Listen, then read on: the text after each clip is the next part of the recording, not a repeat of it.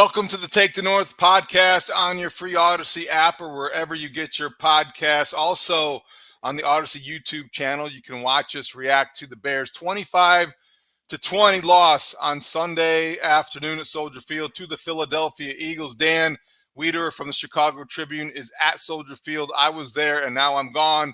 And the Bears, closer than people expected. A lot of people thought maybe this was the Eagles looking ahead. Maybe it was the Bears showing progress. Dan, maybe it was a combination of both. What do you think?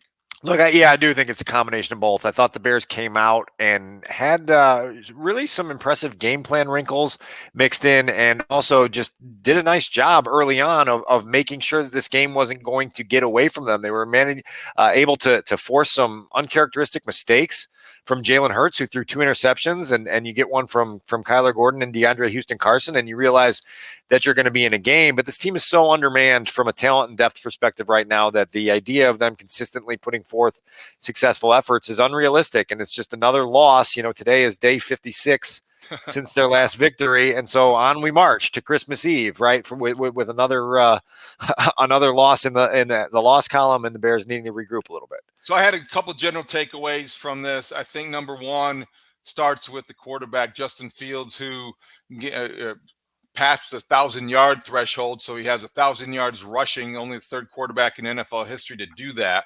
And I believe that at the beginning of the season, had you told anybody in Chicago that on back-to-back home games in December, Justin Fields would be the most impactful quarterback on the field after games against Aaron Rodgers and Jalen Hurts, you would have taken that. So that to me was the overwhelming sign of progress that's impossible to ignore, and probably the biggest development on a day where the Bears came close, but it wasn't good enough, Dan. So that was number one.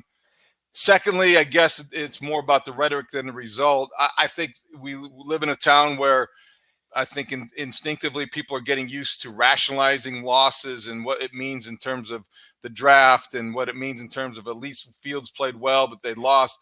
Matt Eberflus thought post-game refreshingly was having none of that. It wasn't good enough for him to come close. He's very consistent with his message, and he basically is saying that results do matter, process he likes, but he's walking that fine line between keeping the standard high and understanding that, you know, you have to focus on some of the positives, but he didn't sound like somebody who was a satisfied head coach post-game. Well, so a couple things there. First, I'm gonna emphatically Matumbo your first point and reject the idea that Justin Fields was a better quarterback today than Jalen Hurts. Jalen Hurts ended the day with 315 passing yards, 61 on the ground, and 3 rushing touchdowns. And even though he wasn't at his sharpest, he led that offense to 421 yards on the day. He's got much better supporting cast. He's got a lot more help in front of him in terms of offensive line help, and obviously the playmakers in his receiving core. But he threw some really nice balls to A.J. Brown that you know broke the game open and helped seal it. And so Hurts was better than it seemed he was going to be early in the game, and I think the numbers reflect that. The second thing, in terms of Eberflus's perspective on this, he's been pretty consistent here in recent weeks in talking about championship habits, and this has become the buzzword for Matt Eberflus in basically trying to get these players, most of them young, to understand that regardless of the record, regardless of each week's end result, that there's a process that goes into this of building championship habits that will pay off in the long run. He feels like the Bears are doing what they need to do in that regard right now. But at the same time, to your point, he understands that when you lose 11 games in a season and counting, obviously with 3 more ahead of them, and you're in the middle of a 7-game skid, that you can't over preach the idea that you're moving in the right direction to a level where it seems insincere. And so there's a balancing act to that. The Bears have to find that balancing act. You know, the other takeaway for me, and I'll get your thoughts on all that, is just that the volume of injuries, both pregame and then obviously during the game, when you lose Equanimeous St. Brown and Tevin Jenkins and Jack Sanborn, and then late in the game, Jalen Johnson, all of a sudden you go, oh man, how much more can this team really endure and withstand? It's obviously not a good sign. 3 games to go, and they are definitely suffering from attrition. It has hit the Bears hard, and they're in better shape mentally than they are physically, which is kind of remarkable given the losing streak and given how long it's been since they actually celebrated a victory. Yeah. But physically, they're just decimated. The Tevin Jenkins injury was scary because both players off both sidelines came to midfield, and they brought out the cart. And there was a moment there you wondered if he was moving, if he was conscious, and all those things. Concussion, you didn't know where it was. It turned out to be, from what Matt Eberflus said, a neck injury. They took him to the hospital. He sounded more optimistic post-game than I would have expected. So we'll see where that goes, even though it looks like that could be a while. Jack Sanborn limped off. Then he went to the locker room, and then he was ruled out for the rest of the game. He's been the biggest surprise on that defense, so you hope that he can find a way to finish strong as well. Yeah, and I thought the other point in terms of health was you alluded to it, asked about it in the post-game press conference, that Justin Fields had to go into the locker room to get an IV because he's cramping up on a 20-degree day where you expect to be cramping up, but it sounds like he didn't take IVs before the game because he didn't anticipate he would need them on such a cold day. I mean, this is problematic for the entire organization at this point, because this is the second time this has happened in the last 3 starts. And for your starting quarterback to be cramping is one thing late in games, obviously with the workload they're putting on him. But I'm just trying to search for the play here, where, because it was, it was a third down play that he had to leave the game for. Nathan Peterman had to come in and throw the third and long pass in a game that the Bears were in. We understand that this team's 3-11 and they're not playing for anything, but let's say they were. If your quarterback has to leave the game in that moment for the second time in 3 starts to deal with cramping, somebody's got to get their arms around that. It can't, Justin has to be more responsible in terms of getting his body in the right position to play a game like this. And then there's people paid a lot of money inside that building to make sure there's an infrastructure there to help the player get that done. And so, yeah, it's you don't want Nathan Peterman throwing third and long passes in a game that you can potentially win. The Bears have to get that figured out right away. That was one downside on Justin's day here, that they've got to figure it out. It was with 7 minutes to go, 3rd and 14, that Peterman came in. Fields, was taken out of the game at that point, and it's, what's the score at that point? It's 17-13 Eagles. Yes.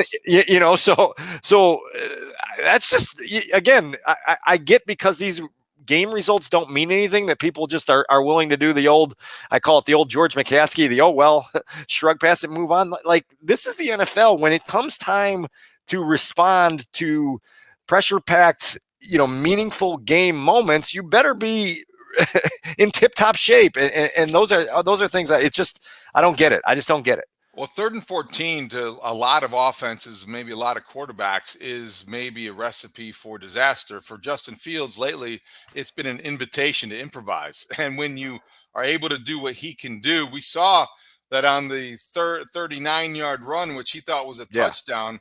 That was just the latest example. There's one of those every week. So, 3rd and 14, when you are only down 17-13, this is a key play, and they're at the 24-yard line. Nathan Peterman comes in, throws an incompletion, and this tells you everything about the Bears' depth and the way it has been decimated. Nathan Peterman, incomplete pass. To Webster, right? Yeah, to Webster. So to Webster, and he's being defended by Darius Slay, Pro Bowl cornerback. That, to me, tells you the disparity in talent remains as wide as it does between the worst team in the NFC and the best team in the NFL. So let's talk about that for a second, because on Sunday evening, I put out a tweet that said the Bears finished Sunday afternoon. This is just factual. People can freak out however they see fit. The Bears finished Sunday afternoon with 91 net passing yards. It's the 9th time in 14 games that they haven't topped 150 net passing yards. It's unacceptable. We understand, though, that the Bears came into this game shorthanded. Darnell Mooney, he's on IR. Oh, by the way, Friday afternoon, Chase Claypool declared out with the knee issue he's dealing with. Pre-game, 90 minutes before, N'Keal Harry, scratched, inactive, still dealing with a back issue. 3rd play of the game, Equanimous St. Brown, concussed. All of a sudden, you're down 4 of your top 6 receivers just like that against an Eagles front that's going to challenge your offensive line all day. And so you're really undermanned. You're really at a handicap. You're really at a disadvantage that it was going to be hard to overcome. I thought Justin, coming off the Packers game with the poise and the pocket presence that he showed a lot more of that again today, particularly given how shorthanded the entire offense was. So he deserves credit for having that calm despite having every reason to not be calm back there with the supporting cast of guys he's throwing to and the line he's facing. And so they didn't have a great day as a passing offense, but there was nothing within it where you said, boy, that really throws out some warning bells for Justin Fields. I agree with that. And Dan, I do maintain, I think he probably, when I'm looking and evaluating quarterbacks, and this is probably not fair or logical, but I think I consider like the degree of difficulty and how almost great on a curve. Justin Fields was playing a defense that was one of the fiercest in the league, and I think led in interceptions, and he didn't throw one. And he protected the football outside of the time he got, he fumbled it and set up that great play, but he did not throw an interception. Jalen Hurts, meanwhile, was playing against the Bears defense. Now I know they got Brisker back, and I know they got Gordon back, and Gordon made a nice play, but that is no pass rush. He had all the time that he wanted, and Jalen Hurts, to me, the first half was bad by his standards. Sure, this is MVP front runner by his standards. First half unacceptable. Two interceptions, frankly, against this defense, unacceptable. So if you're the Eagles and you're looking at what's happening and you're looking at it through the lens of a championship caliber team, you're looking at this game and you think they were looking ahead and they weren't mentally prepared for the challenge the Bears provided. And I think that's why I probably look at what Justin Fields was able to do in completing some passes, given what he was working with. I mean, so I think he had a pretty good day. Well, and the 15 rushes for 95 yards, no small thing. I would just say that Hurts's 4 longest completions went for 180 yards, which is a full game's worth of passing productivity for the Bears in 2022. And so it's hard to overlook those things right there. There were so many errors within this game that are not shrug errors. Your kicker missing another extra point, the 7th missed kick of the year, 5th missed PAT of the season. Cairo Santos is in a problem area right now, and he's got to get it corrected right away. Your 3rd-round rookie receiver got an opportunity to have a heightened role on offense. He got 2 touches, and on the second one, he fumbled it. And Matt Eberflus told you after the game that he doesn't like it. It's not good. And all of a sudden, the guy who's trying to earn the trust of his teammates and coaching staff gives you another reason never to trust him again. So Velus Jones is facing on a downward arc. The Bears get those takeaways early, and their first 2, they didn't turn into anything. They punted after both of them, including once, David, when they got the ball at the Eagles 25, marched it to the Eagles 14, and somehow ended that drive with a punt. I mean, absolutely confounding when you're inside the red zone, you're at the 14 and you're knocking on the door of a score, and then somehow that drive ends in a punt because you have a missed handoff exchange between Fields and Treston Ebner, followed by a sack, followed by the refusal to try. I think it was a 48-yard field goal from there, understanding that Cairo Santos communicated pregame that his distance kicking south into a 16-mile-per-hour breeze was going to be 45. That was his max distance in that way. But still, when you're at the 14 and you wind up punting, only the Bears, right? Well, what goes into that decision about where the kick line is? That's what I would like to know. Kicker's comfort. I guess, but Matt Eberflus talked about that after the game, and we weren't down there, right? So I think it's easy to say from our seat in the press box, well, go ahead and kick it. But I think I would have liked them to go ahead and try. I know it was a swirling wind, but doesn't trying a 48-yard field goal against all odds sound like a better plan for a 3-10 football team than taking a delay of game penalty to set up a punt? Well, yeah, and part of this is you're right. It's 4th and 26, right? So the back pedal. I was thinking like, could they? Was it 4th in the teens, and then they could have gone for it. Obviously, they couldn't have there. But it just they're just things that only the Bears stumble into somehow, and it's one of those moments where in a game, and Matt Eberflus said like we've got to turn these takeaways into points, and we've got to learn how to capitalize because that's how you knock another team out. That's how you create momentum. And this Bears team can't create enough of it. And it's why they've lost 11 of their 14 games, including, I guess it's now 11 or 10 of 11. So it's a one-track season, and that track is going down, and Justin's playing well enough every week for people to say, who cares? And we'll just, somehow in this offseason, Ryan Poles is going to go out and he's going to get a whole new receiving core and a better offensive line and an entirely new defense. And in December 2023, we're going to be on this podcast talking about a playoff team. Is that right? Okay.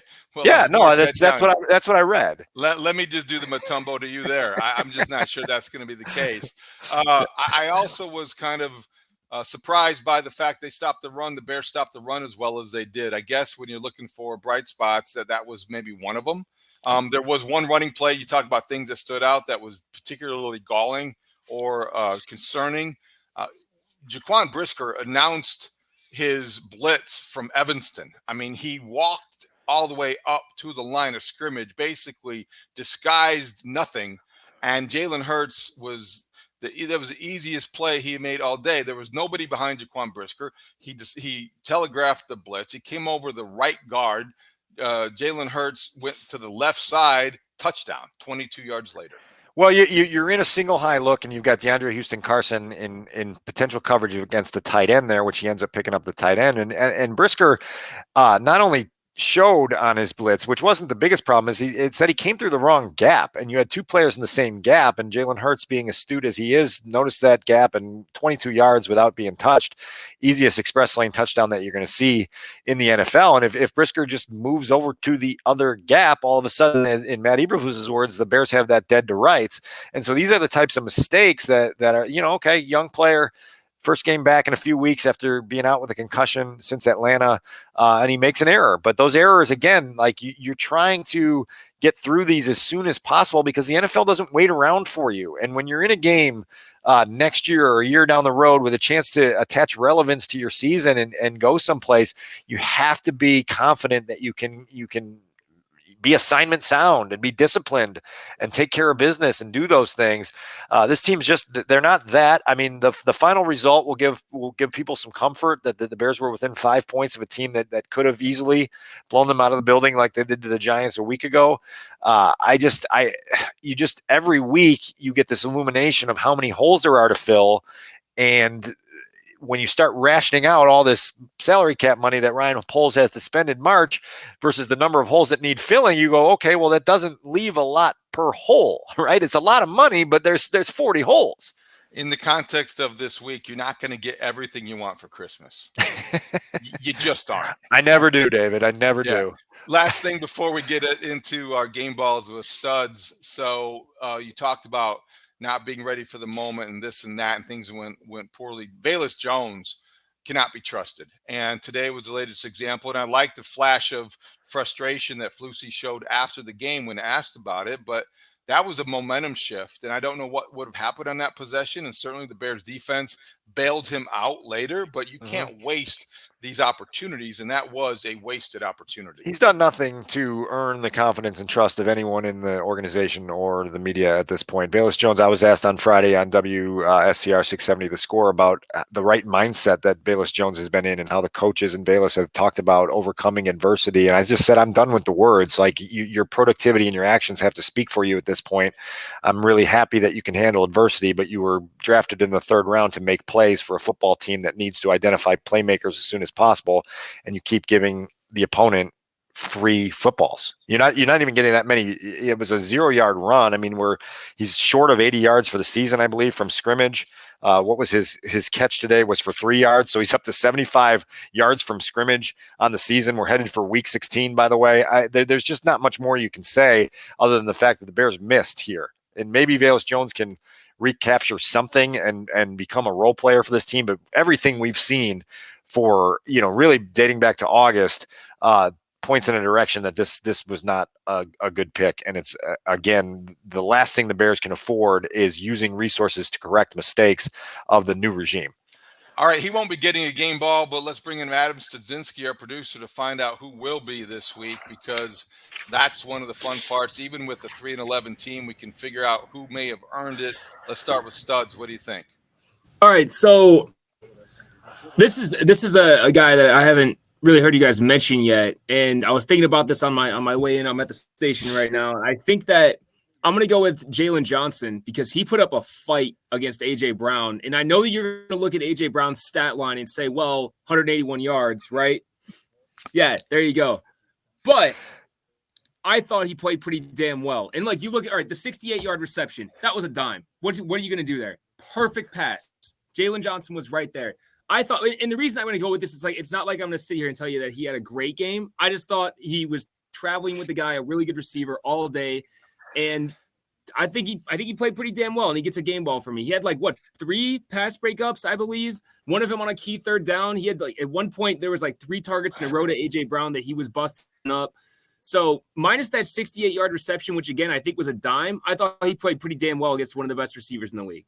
And AJ Brown is physical, so he's a physical receiver. So I'll give you that. That's a tough challenge. Scrooge over here on Christmas, I'm giving out Mutombo fingers for Christmas, and I'm giving Studs a Mutombo finger on this one because, listen, I love Jalen Johnson. I love his attitude. I love his competitiveness. I love his eagerness to test himself against the best in the game. But when you look down at the stat sheet at the end of the day, and the guy that you asked to travel with has 181 receiving yards, it's classic Bears fan reaction to. Here's a game ball. Here's a game ball. You only gave up 181, but man, you broke up that one in the end zone and you broke up a 4th down. I know you're going to be mad at me for this, but this is why the Bears get stuck all the time, because they celebrate things that aren't achievements. Your top cornerback who wants to be considered a Pro Bowler has to go ahead and before I get out my game ball, I'll get your response, but he has to go ahead and limit that to something less than 181 yards. Okay, so all right. I mentioned the 68-yard reception. You say 181 yards. 68 of those yards were because of a perfect throw, and then he got hurt. So I basically, in my mind, so we're down to one. We're down to 113 at that point. And then how many times did AJ Brown get targeted? Was it 15, I believe? He got targeted a lot. He got 16 targets today. So they were going at him a lot. So 16 targets, and he only caught 9 of them.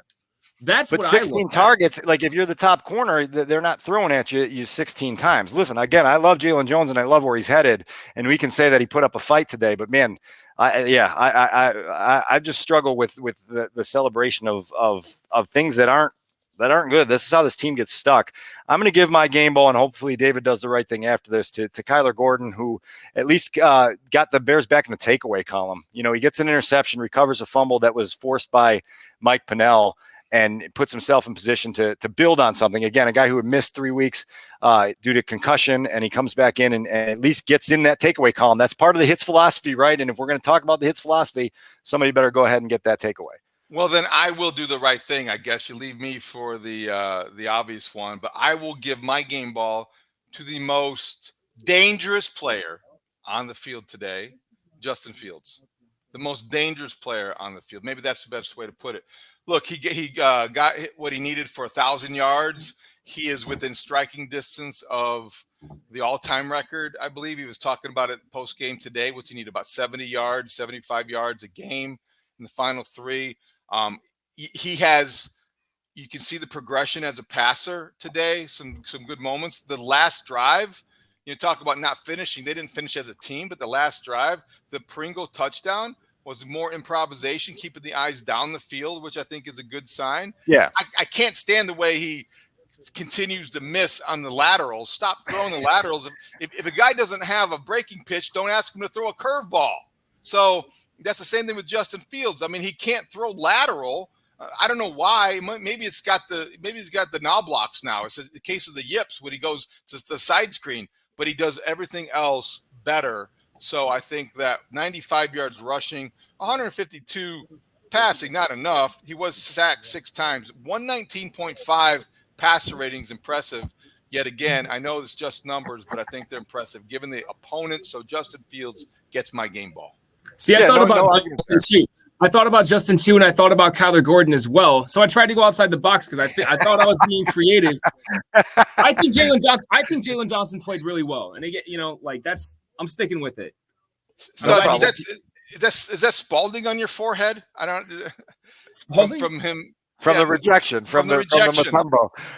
Standing in the paint. No, but thank you for getting creative. We'll take your feedback into advisement and process it accordingly. AJ Brown didn't get a touchdown, did he? Jalen Johnson prevented that. That's good true. Point. Good All point. Right, he did that one in the end zone. Good stuff. Anything else that we need to cover, Dan, before we get out of here? No, the Buffalo Bills are coming into town next week. It's a short week. Remember, the Bears play on Saturday for Christmas Eve. The Bears have not been good in their 2 short weeks earlier this year. They obviously had one on the Monday turnaround from the Patriots game to the Cowboys game. They had one when they played the Commanders in week 6, and they didn't meet those moments because they just weren't ready for it. And so let's see what they can do against the AFC's best, or one of the AFC's best, obviously. Another good challenge for the entire team. Anybody who's healthy enough to take it. Definitely good to see Justin Fields come back out of that tunnel and realize that it was only cramping and not something that was going to be a leg injury that kept him out for a start or more.